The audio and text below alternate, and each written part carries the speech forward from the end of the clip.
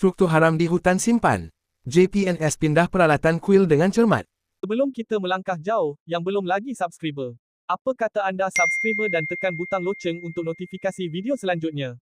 Jabatan Perhutanan Negeri Selangor JPNS melaksanakan operasi penguatkuasaan dikenali sebagai Operasi Penguatkuasaan Hutan Bersepadu (Ops RISI) di Hutan Simpan Kapal Tambahan, Kuala Selangor bagi menangani aktiviti pencerobohan serta pembinaan struktur tanpa kelulusan.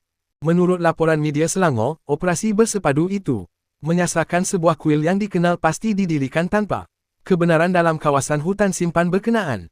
Tindakan dilaksanakan mengikut peruntukan Undang-Undang Hutan Negeri dengan pendekatan profesional serta mengambil kira sensitiviti agama. Penolong Pengarah Kanan JPNS, Muhammad Syafiee Mahamud berkata, pada peringkat awal pihak pengurusan kuil cuba mempertahankan struktur tersebut dengan beberapa alasan. Bagaimanapun, selepas sesi penerangan dan rundingan diadakan, pihak terbabit akhirnya akur terhadap undang-undang yang sedang dikuatkuasakan. Kita sudah berbincang dengan pihak kuil untuk pemilik pindahkan semua barang-barang. Dia setuju dan setelah dikosongkan baru kita robohkan struktur bangunan, katanya.